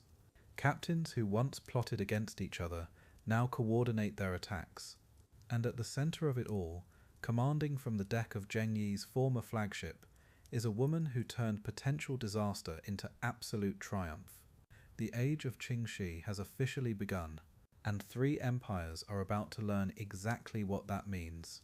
The pirate's code of honor. Here's what blows my mind about Ching Shih. She didn't just command 80,000 pirates through fear alone. She wrote laws. Actual laws. More detailed and fair than most governments of her time. Picture this. A woman who started life on a floating brothel, now drafting legal codes that would make modern legislators jealous. Her code covered everything from theft to marriage to, wait for this part, the treatment of captured women. Rules so progressive they'd make the British Navy look barbaric. Every single attack had to be approved by Ching Shih personally. No exceptions. Disobey, beheading, steal from the common treasury, death, desert your post during battle, your ears get cut off. But here's the thing, these weren't random brutal punishments. They were calculated, consistent. Every pirate knew exactly what would happen if they broke the rules. No favoritism, no exceptions. The daughter of poverty had created a justice system more reliable than the Qing government she was fighting against. The code had this fascinating contradiction running through it. Brutal punishments, yes, but also surprisingly fair rules. Take the treasure distribution system. Every captured ship gave 20% to the crew that took it. 80% went into the common fund. Everyone got their share, based on rank and contribution. Compare that to other pirate crews, where captains kept everything. Ching Shih was running a maritime corporation with benefits. A deadly one, but still more equitable than most businesses today. Now here's where the code gets really interesting. The rules about captured women. In an era when rape was considered a spoil of war, when women had zero rights, Ching Shih made rape punishable by immediate execution. No trial, no appeals. You assault a female captive, you die. This from a pirate fleet. Think about that. Her pirates had better policies toward women than most national armies. The former brothel worker had written protections no government bothered to enforce. The marriage rules were even more radical. If a pirate wanted to marry a captive woman, the marriage had to be consensual. Both parties had to agree. Once married, the pirate was bound to fidelity and care. Cheat on your wife, punishment. Abandon her, worse punishment. Ching Shih had created maritime marriage laws more progressive than anything in Beijing. A woman who'd sold her body for survival was now protecting other women from forced marriage. The irony is incredible. The punishment system was this weird mix of ancient Chinese justice and practical naval discipline. Theft from fellow pirates meant losing your ears. Major theft meant death. But the code also protected the weak. Abuse a subordinate without cause, punishment. Refuse to help a fellow pirate in distress. Your share gets docked. She understood something most leaders miss. Fear keeps people in line short term. But loyalty, that requires feeling protected by the person in charge. Every piece of plunder had to be registered before distribution. Detailed records, proper accounting. Skip the paperwork? That's a flogging. Lie about what you captured? Death? Ching Shih ran her pirate confederation like a modern corporation with strict financial controls. Meanwhile, the Qing government she was fighting had treasury officials embezzling left and right. The pirates were more honest than the empire's bureaucrats. That tells you something about both organizations. The code even regulated shore leave. Pirates couldn't just rampage through coastal villages anymore. All interactions with civilians had to follow specific protocols. Harm an innocent person without authorization.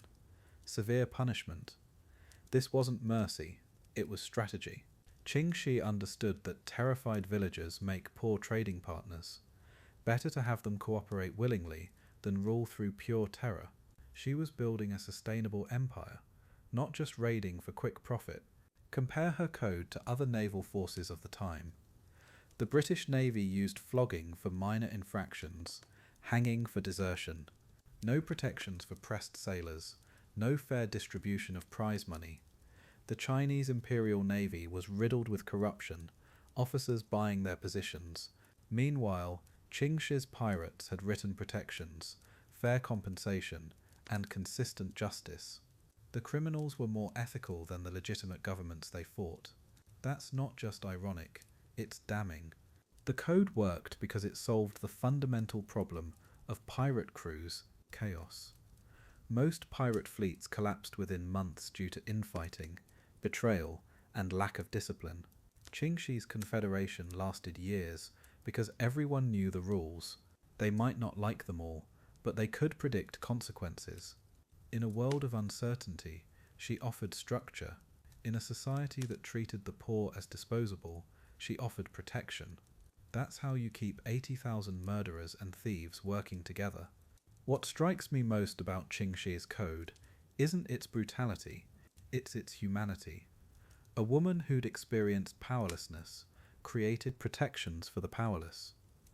Someone who'd been treated as property wrote laws preventing others from becoming property. The former sex worker became history's most progressive naval commander. Her code survived her surrender, influenced how the Chinese government treated former pirates. Some of those protections for women made it into later laws, not bad for someone history almost forgot. Clash of the Titans. By 1808, the Qing dynasty had reached its breaking point. Every naval engagement ended the same way, their ships at the bottom of the South China Sea. The emperor's admirals whispered behind closed doors that maybe, just maybe, they were dealing with something beyond their understanding. A woman who commanded the waves like she was born to them. But pride runs deep in imperial courts. Instead of negotiating, they decided to gather every available warship and settle this once and for all. The plan was simple in its arrogance. Lure Ching Shih's red flag fleet into a trap near Maju Island, then crush them with overwhelming numbers. The Qing assembled their largest naval force in decades, 63 war junks, armed to the teeth, carrying their best commanders.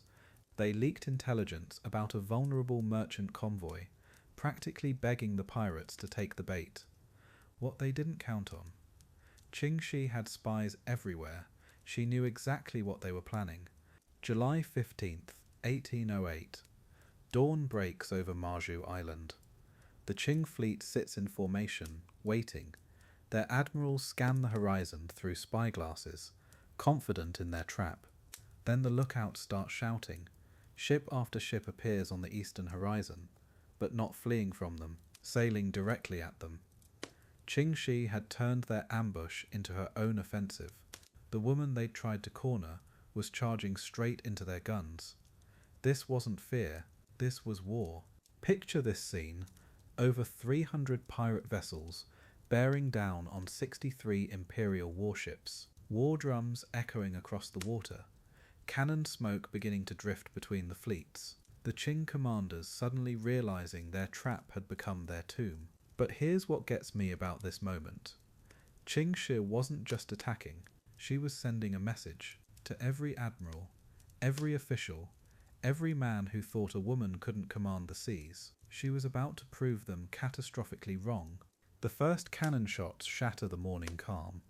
Ching Shih's flagship leads the charge, her red banner snapping in the wind. Her war junks move in perfect coordination. No chaos, no random attacks. Every maneuver planned, every ship knowing exactly where to be. The Qing fleet tries to maintain formation, but they're fighting a swarm, pirates attacking from every angle, boarding parties swinging across on ropes, the sea turning white with gunpowder smoke. This isn't just naval combat, it's artistry. Within 2 hours, the battle becomes a massacre. Imperial ships burning, their crews jumping overboard, or surrendering in droves. Ching Shih stands on her command deck, directing the slaughter with the precision of a chess master, every move calculated, every attack timed perfectly. When a Qing admiral's flagship tries to retreat, she personally leads 3 war junks in pursuit. They catch him within sight of shore. His ship burns while he watches from a pirate rowboat, now her prisoner. By noon, it's over. 35 Qing warships rest on the ocean floor. The remaining 28 have either surrendered or fled in complete disarray. The Imperial Navy, the same force that once commanded absolute authority over these waters, has been annihilated by a woman they'd called a common pirate.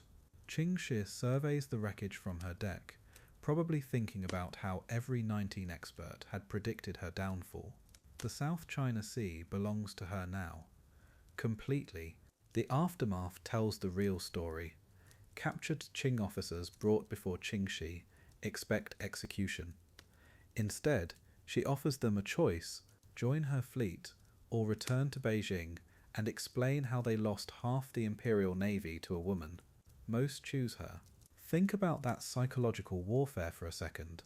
She's not just defeating them militarily, she's destroying their entire worldview about power, about gender, about who gets to rule the waves. It's brilliant and absolutely ruthless. News of the massacre spreads like wildfire through the coastal provinces. Fishing villages that once paid tribute to the emperor now fly red flags. Merchant captains who used to rely on imperial protection start negotiating directly with Ching Shih's representatives. The Qing court receives the news in stunned silence. Half their southern fleet gone, their most experienced admirals captured or dead, and the woman responsible probably already planning her next move while counting her spoils of war. But here's what really sets this victory apart. It's not just about the ships destroyed or the lives lost. Ching Shih proved that all those centuries of male military tradition, all that institutional knowledge, all those advantages meant nothing against superior strategy and determination. She took everything the establishment threw at her and handed them back their own defeat. The Qing dynasty would never fully recover their naval authority in the South China Sea. She had fundamentally shifted the balance of power. The Battle of Maju Island becomes her masterpiece. Not because of the destruction, but because of what it represents. A woman who refused to accept the world's limitations, who turned their own arrogance against them, who commanded 80,000 pirates with the skill of history's greatest admirals. When the smoke cleared that July morning, everyone knew the truth. The South China Sea had a new ruler, and she was just getting started. The Empress of the Waves had proven her supremacy beyond any doubt. Pinning down the tiger. September 1809. The South China Sea. Every empire in the region has had enough. The Chinese, the Portuguese, even the British are secretly backing this operation. They've cornered Ching Shih's Red Flag fleet in the narrow waters near the Pearl River estuary, a place the locals call the Tiger's Mouth. And this time, there's no way out, or so they think. What happens next becomes the stuff of legend. 3 months of blockade, ships stretched across every exit, and one woman who refuses to accept that she's trapped. Picture the scene, 47 government warships forming a steel wall across the water, Portuguese vessels with their heavy cannons positioned at key choke points. Behind them, British ships providing advisory support, because nobody wants Ching Shih disrupting their opium trade. The blockade stretches from Macau to the mainland, every escape route sealed. Inside the Tiger's Mouth, 300 red flag vessels and 40,000 pirates, running low on food, running low on fresh water. But their commander, she's just getting started. The Portuguese admiral thinks this will be over in weeks. Admiral Lee from the Imperial Navy agrees. They've got superior firepower, better positions, and time on their side. All they have to do is wait, starve them out, force a surrender. What they don't understand is that Ching Shih has spent her entire life reading powerful men who underestimate her. She's watching their formations, studying their patrol patterns, counting their supplies. While they're celebrating their brilliant trap, she's already 3 moves ahead. Week 1 of the blockade. Ching Shih calls her captains together on her flagship. The meeting lasts 6 hours. Some want to fight their way out immediately. Others suggest negotiating surrender. A few recommend scattering the fleet, every ship for itself. Ching Shih listens to every suggestion. Then she stands up and says something that chills the room. Gentlemen, they think they're hunting a tiger. They have no idea they're about to feed one. The captains leave that meeting walking differently, straighter, ready for war. Week 3, the blockade is holding firm, but strange things start happening. Portuguese supply ships report equipment missing. Nothing major, just ropes, canvas, small barrels of gunpowder. Chinese patrol boats find their anchor chains mysteriously tangled. Again, nothing devastating, just annoying. The admirals dismiss these incidents as bad luck or sloppy seamanship. They don't realize Ching Shih has sent small teams out every night, not to break the blockade, just to study it, learn it, map every weakness. Week 7. Tensions are rising inside the Tiger's Mouth. Food rationing has begun. Fresh water is getting scarce. Some of the younger captains are getting restless, questioning whether their female commander actually has a plan. That's when Ching Shih does something brilliant. She stages mock battles, ships attacking each other with practice rounds. To the blockade commanders watching from outside, It looks like the pirates are fighting among themselves. Internal conflict. Mutiny brewing. The admirals relax their guard slightly. Perfect. Week 10. The blockade commanders are getting confident. Maybe too confident. They've started rotating ships back to port for repairs and supplies. The formation isn't quite as tight as it was 2 months ago. And Ching Shih, she's been timing everything. Wind patterns, tide changes, guard rotations. She knows that every third Thursday, the Portuguese ships shift position at dawn. She knows the Chinese patrol boats change crews at midnight. She's been building a calendar of their weaknesses. Week 12, November 28th. The wind starts shifting around sunset. By midnight, it's blowing hard from the southwest, exactly what Ching Shih has been waiting for. She signals the fleet. 300 ships begin moving in perfect formation, not toward the main blockade line, not toward the obvious escape routes. Instead, they head directly for the narrowest part of the Tiger's Mouth, the most heavily defended section, the place where no sane commander would attempt to break through. The battle begins at dawn on the 29th. Portuguese cannons open fire first, thinking they're about to slaughter trapped pirates in a narrow channel. But Ching Shih's ships don't sail into the killing zone. They dance around it. Using the wind and current she's studied for 3 months, her captains make impossible turns. Ships appear from unexpected angles. The careful blockade formation starts falling apart as government vessels collide with each other, trying to track targets that seem to be everywhere at once. By noon, it's over.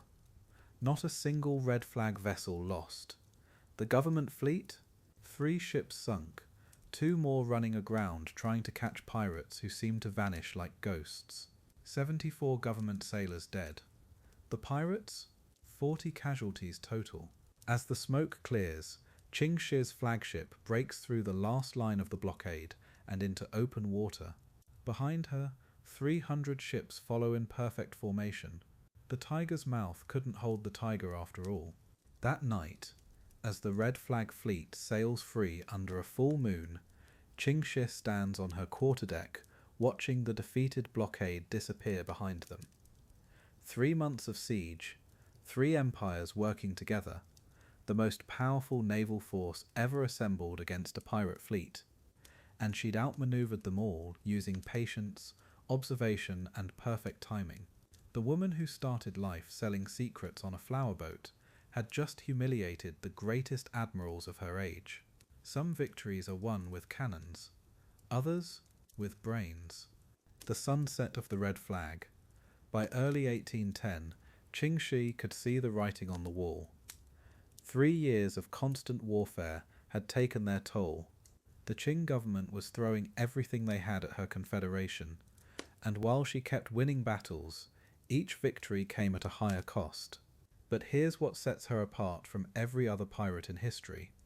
Instead of fighting to the bitter end like Blackbeard, instead of going down in flames like so many others, she chose to walk away on her own terms.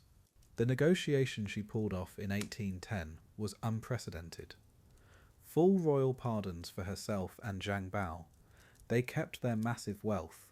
Zhang Bao got appointed to lead a government pirate hunting fleet. Think about that irony for a second. They retained 24 ships and over 1,400 pirates. She received a title of nobility with 0 prosecution for any crimes committed, and she negotiated amnesty for nearly 17,000 pirates who chose to surrender. No pirate in history ever walked away with terms like that. After the surrender, they settled in Canton and officially married. Zhang Bao commanded the governmental fleet for the next few years, hunting down the very pirates he used to fight alongside. Ching Shih adapted to life as a respectable noble lady, sort of.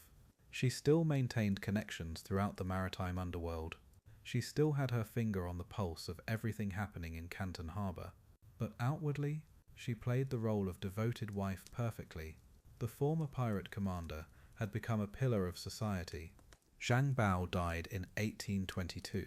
Ching Shih was 57, widowed for the second time, but she wasn't about to fade into obscurity.